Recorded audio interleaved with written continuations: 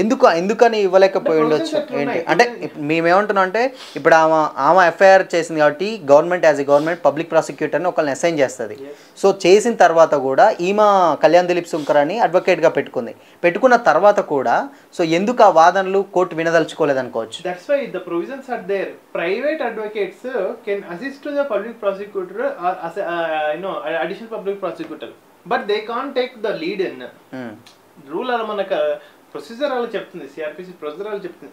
Private advocates of the victim okay can assist to the public prosecutor. ఇప్పుడు Lavanya advocate ఒకవేళ రేపొద్దున even district కోర్టులో వెళ్ళాలన్నా they can assist to the we're going to file అదేంటి they can go to వాళ్ళు ఏం చెప్పుకోవాలంటే assist public prosecutor and petition ఉంటుంది. అంతేకాని మీరు పబ్లిక్ ప్రాసిక్యూటర్ రిమూవ్ చేయండి మేమే వేసుకుంటాం అనేది చట్టం ఒప్పుకోవట్లేదు. చట్టం అలా ఉంది క్రిమినల్ కేసెస్లో. ఓకే, సో ఇప్పుడు ఈ కేసు ఏంటంటే మిగతా ఆమె ఇప్పుడు లావణ్య కేసు ఓన్లీ ఇప్పుడు రాజ్ తరుణ్ గురించే కాదు, ఆవిడ మీద ఆరోపణలు వచ్చాయి, డ్రగ్స్ తీసుకుంటుందని వచ్చింది, వేరే వాళ్ళకి అలవాటు చేస్తుందని వచ్చింది, శేఖర్ భాష మీద కూడా దాడి చేసిందని వచ్చింది. ఇవన్నిటికీ ఏంటి మరి అసలు? కోర్టులో కాండక్ట్ కూడా ఎగ్జామినేషన్కి వచ్చిందండి, కాండక్ట్ కూడా చర్చనీయాంశానికి వచ్చింది.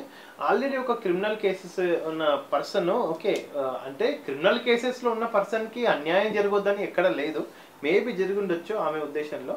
బట్ కాండక్ట్ కూడా చర్చనీకి వచ్చింది. మస్తాన్ సాయి ఎఫ్ఐఆర్ కాపీ వచ్చింది, ఎన్డీపీఎస్ యాక్ట్స్ వచ్చింది, అండ్ ఆమె ఏదైతే మీడియాలో గత 1 month నుంచి వచ్చే కంటెంట్స్ అన్ని కూడా కోర్టులో చర్చనీయంగా వచ్చాయి. What the behaviour of the victim also అది కూడా చర్చనీయంగా వచ్చి జడ్జి గారు ఆ డిసిషన్ తీసుకున్నారు యాక్చువల్గా. ఓకే, ఇంకోటి ఏంటంటే ఇప్పుడు ఇక్కడ లావణ్య అనే క్యాండిడేట్ సో ఈయన మీద కేసు పెట్టిన తర్వాత బయట వాళ్ళ మీద కూడా ఇప్పుడు శేఖర్ భాష అనే క్యాండిడేట్ మీద బహిర్గతంగానే ఒక స్టూడియోలో ఇంటర్వ్యూ జరుగుతున్నప్పుడు దాడి చేసిన సందర్భాలు ఉన్నాయి. సో దీనివల్ల అంటే ఏమన్నా రాజ్ తరుణ్కి అటు సైడ్ ఏమన్నా బెయిల్ వచ్చే అవకాశాలు ఏమన్నా ఉండొచ్చా లేకపోతే ఏంటంటే ఇవే అట్లేమన్నా? శేఖర్ భాష అనే పర్సన్ రాజ్ తరుణ్ బెయిల్ లో ఎలాంటి పాత్ర పోషించలేదు. Okay, it is only victim versus Raj Tarun, that's it. Shekhar Basha విషయం అసలు కోర్టులో రాలేదు, ఆ డిస్కషన్ రాలేదు, అది ఏం రాలేదు, ఆయన అదంతా పర్సనల్ ఇంకా. సో ఇప్పుడు ఈ కేసు ఎంతవరకు వెళ్తుంది అనుకోవచ్చు? అంటే ఇప్పుడు మీరు ఆల్రెడీ బెయిల్ వచ్చింది, రాజ్ తరుణ్కి బెయిల్ వచ్చింది, సో ఇన్ని రోజులు ఆయన కస్టడీలో కూడా లేడు, ఈవెన్ బయటనే ఉన్నాడు, ఆయన ప్రమోషన్స్ ఆయన చేసుకుంటున్నాడు, ఆయన సినిమాలు ఆయన చేసుకుంటున్నాడు, ఈవిడ మాత్రం తిరుగుతూ ఉన్నది, ఫైట్ చేస్తుంది. ఈ కేసు ఇన్ కేసు ఒక కొలిక్కి రావడానికి హియరింగ్ రావడానికి ఇంకెన్ని డేస్ పట్టొచ్చు మేబీ? అంటే మీరు ఇందాక అన్నట్టు ఒక 4-5 years అన్నారు.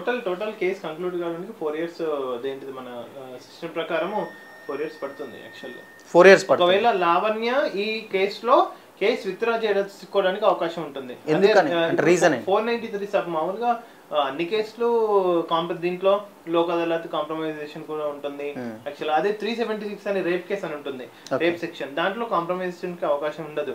ఈవెన్ దో రేప్ కేసు పెట్టినా అది non withdrawal case, rape case పెట్టి భార్య అమ్మాయి అబ్బాయి పెళ్లి చేసుకుని పిల్లలు కన్నా they has to go to the court.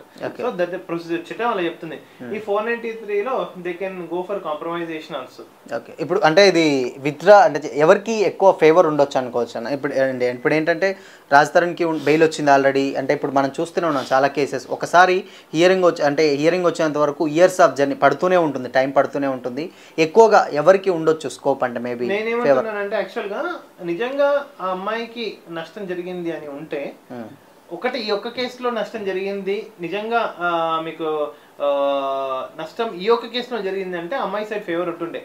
But ఇక్కడ కోర్టులో ఆమె పాస్ట్ అదేంటిది యాక్టివిటీస్ చర్చనీయాంశానికి వచ్చాయి, కాంటాక్ట్ కూడా చర్చనీయాంశానికి వచ్చింది. యాక్చువల్గా కాంటాక్ట్ మీన్స్ నథింగ్ బట్ ఆమె చేస్తున్న 1 year 1 month 1.5 month వీడియోస్ కానీ అవతల వాళ్ళను ఇవన్నీ నష్టం జరిగాయి, ఇవన్నీ కూడా అన్ని డిఫరెంట్ మీడియాలో అడ్వాంటేజ్ తీసుకున్నారు కదా, అదొకటి.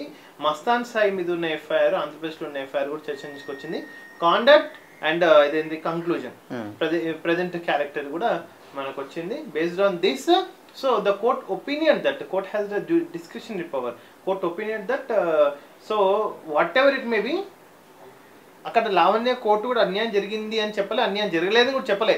బట్ ఇప్పుడైతే అరెస్ట్ చేయకండి, నిజంగా తప్పు చేస్తే after 3 to 4 years trial examination judgement తర్వాత నిజంగా రాష్ట్రం తప్పు చేస్తే the law has, the police authority has, judicial authority has the power to keep the Raj Tarun in jail.